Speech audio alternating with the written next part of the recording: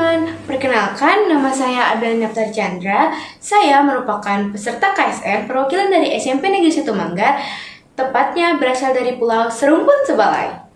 Salah satu pulau kecil yang ada di Indonesia yaitu Bangka Belitung.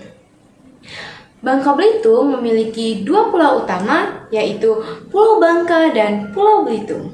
Bangka Belitung di sebelah utara, timur, selatan, dan barat dikelilingi oleh lautan.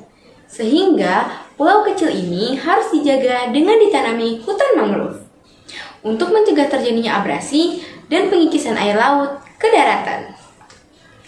Selain itu, hutan mangrove juga berfungsi sebagai tempat perlindungan hewan dan ikan, penahanan sedimen dan zat makanannya, serta tempat berkembang biaknya biota laut seperti udang dan kepiting.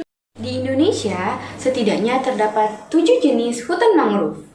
Namun, pada saat ini di wilayah saya hanya menemukan 4 jenis di antaranya, yaitu yang pertama, Rhizopora atau dikenal dengan pohon bakau.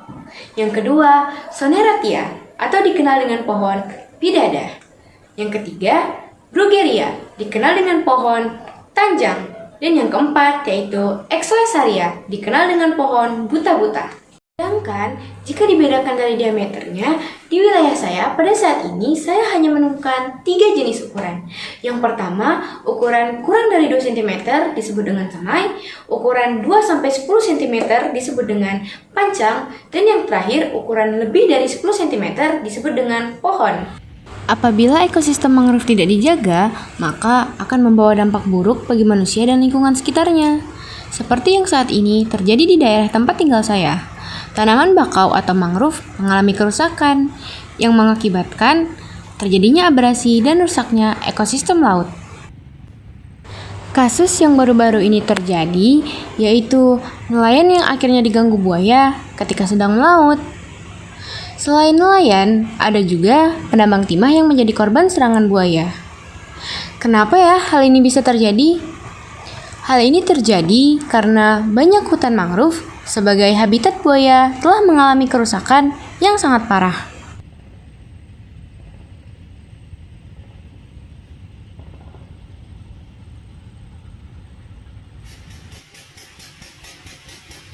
Hal pertama yang menyebabkan kerusakan mangrove adalah warga sekitar yang masih memanfaatkan batang mangrove untuk dijadikan kayu bakar.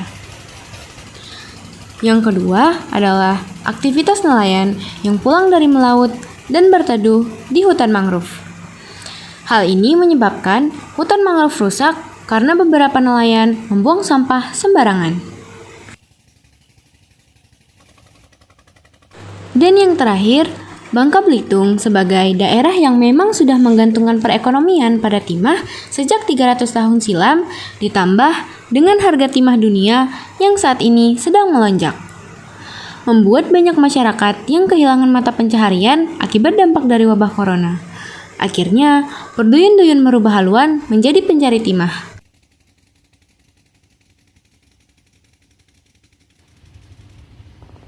Aktivitas tersebut tentu saja banyak menyebabkan pohon mangrove harus ditebang. Dan sedimentasi yang berasal dari limbah pasir tambang timah tersebut mengandung logam yang secara perlahan menutupi lumpur di sepanjang bibir sungai, sehingga merusak ekosistem mangrove.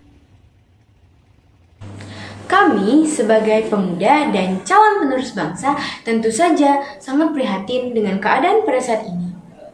Diperlukan aksi nyata untuk menyadarkan masyarakat dengan memberikan sosialisasi serta edukasi tentang pentingnya menjaga ekosistem mangrove. Semoga pemerintah dan pihak berwajib dapat memberikan tindakan tegas kepada siapa saja yang merusak ekosistem mangrove.